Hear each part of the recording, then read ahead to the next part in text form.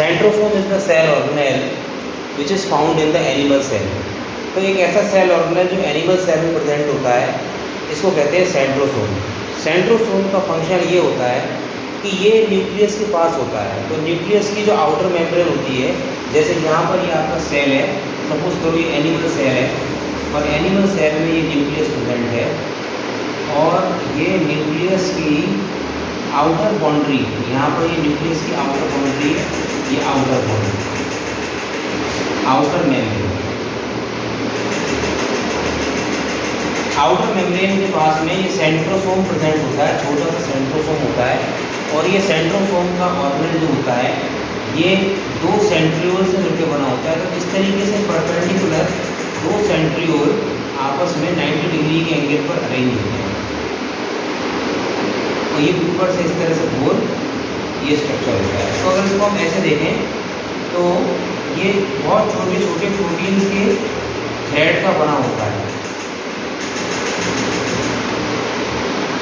और ये परपेंडिकुलर एक दूसरे के ये ऊपर से जा रहा है,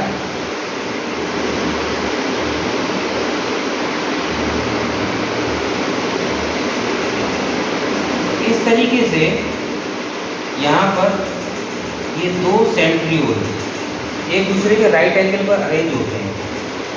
इसके ऊपर कोई मेम्ब्रेन नहीं होती, नो मेम्ब्रेन। इसके ऊपर कोई मेम्ब्रेन नहीं होती, there is no membrane on the centriole, on the centrosome. तो सेंट्रोसोम दो सेंट्रियोल का मिलकर बना होता है, और ये पेरी न्यूक्लियर यानी कि न्यूक्लियस के पास की बॉडी होती है, ये सेंट्रोसोम। ये दोनों मिलकर जो स्ट्रक्चर बनाता है इसको कहते हैं सेंट्रोसोम।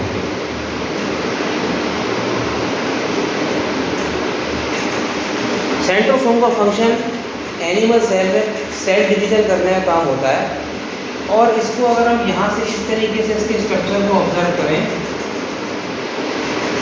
तो ये अरेंजमेंट किस तरीके से शो करता है, एक इसमें देखते हैं कि इसमें देखिए यहाँ पर एक प्रोटीन होती है, ये ट्रिपलेट में होती है, फ्यूज्ड होती है, और इसके 9 अरेंजमेंट होते हैं, 1 2 3 4 5 6 7 8 9, 1 2 3 4 5 6 7 8। तो इसको कहते हैं 9, और ये आपस में कनेक्टेड होते हैं। तो एक कार्डवील स्ट्रक्चर हमको मिलता है,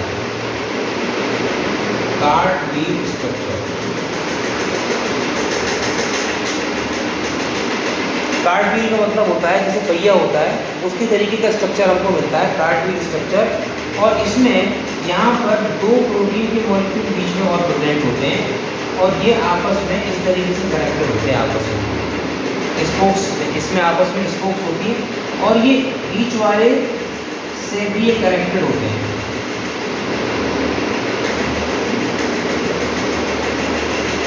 तो ये कार्डवील बन गया। तो इसका काम क्या होता है सेंट्रोसोम का, सेल डिवीजन। सेल डिवीजन में हेल्प करता है सेंट्रोसोम। सेल डिवीजन में क्या हेल्प करता है, जिस समय पर सेल डिवाइड होने वाला होता है उस समय पर इसमें एक एपरेटस बनता है, उसे कहते हैं spindle apparatus.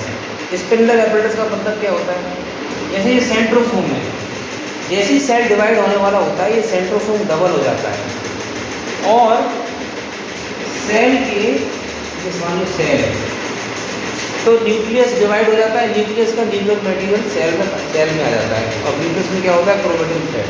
Chromatin thread cell के अंदर फैल जाता है, वहाँ पर क्रोमोसोम बन जाते हैं, कंडेंसेशन होता है, क्रोमोसोम बनते हैं। क्रोमोसोम बनने के बाद में इसका सेंट्रोसोम का काम शुरू होता है, और ये सेंट्रोसोम यहाँ से स्पिंडल एपरेटस का फॉर्मेशन करता है। यहाँ पर सेंट्रोसोम आ गया, इसमें भी मेम्ब्रेन होती है, कार्डवील स्ट्रक्चर, यहाँ से ये स्पिंडल फाइबर ऑरिजिनेट होना शुरू होते हैं, दोनों तरफ के सेंट्रोसोम।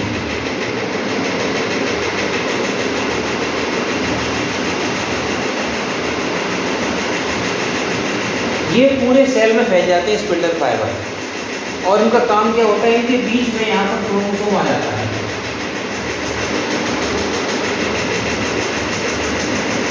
इनके बीच में क्रोमोसोम अरेंज हो जाते हैं, इसको कहते हैं मेटाफेज प्लेट।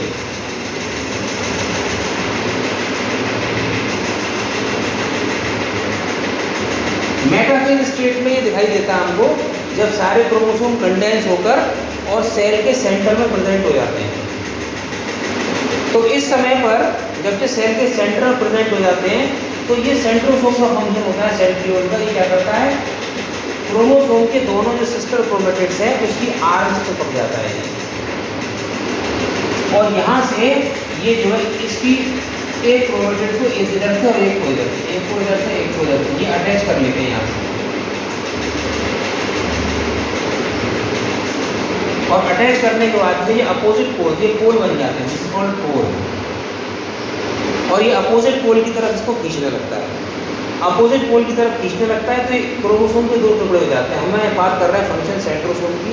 सेंट्रोसोम दो सेंट्रियोल का मिलकर बना होता है, इसके ऊपर कोई मेम्ब्रेन होती नहीं है। और ये एनिमल सेल के अंदर स्पिंडल एपरेटस जो यहाँ दिखाई दे रहा है इसके फॉर्मेशन में हेल्प करता है। इससे सेल डिवाइड हो जाता है और इससे क्रोमोसोम के दो टुकड़े हो जाते हैं और दोनों आर्म जो है अलग अलग हो जाती है क्रोमोसोम की और अपोजिट पोल्स की तरफ चली जाती हैं।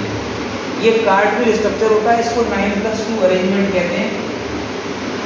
यहाँ पर दो सेंटर प्रोटीन और 9 ट्रिपलेट, 3 प्रोटीन के फ्यूज्ड ब्लॉक्स होते हैं, ये आपस में जुड़े होते हैं। 3 प्रोटीन के ब्लॉक्स होते हैं और ये कार्टविल स्ट्रक्चर बनाता है, इससे बैलेंस बनता है। और ये सेंट्रोसोम सिलिया और फ्लैजेला की बेसल बॉडी बनाता है। क्या मतलब हुआ, सेल के अंदर जो सिलिया होता है और जो फ्लैजेला होता है, जैसे ये सेल है, ये सपोज करो ये आपका बैक्टीरियल सेल है, इसका ये फ्लैजेला है, इसकी यहाँ पर ये बेसल बॉडी, ये इसकी सेल वॉल होती है और ये प्लाज्मा मेम्ब्रेन है। यहाँ पर ये इसकी बेसल बॉडी बनाता है सेंट्रोसोम।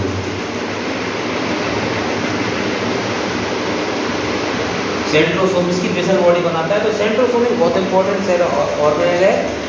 और आप मुझे कमेंट में लिख के बताइए इसके बारे में और आपको क्या जानना है। ये एक बेसिक स्ट्रक्चर 9th क्लास के हिसाब से या 11th क्लास में आपका चैप्टर है सेल बायोलॉजी का, उसमें बेसिक अंडरस्टैंडिंग हम इस तरह समझ सकते हैं सेंट्रियोल के बारे में कि दो perpendicular centriole without membrane present होते हैं और जो कि सेल डिवीज़न में हेल्प करते हैं, सेल को डिवाइड करने में हेल्प करते हैं। और फर्दर आप इसमें मुझे कमेंट सेक्शन में लिख के बताइए इसमें और आपको क्या जानना है, तो उसी हिसाब से मैं आपको आगे इसमें बताऊँगा।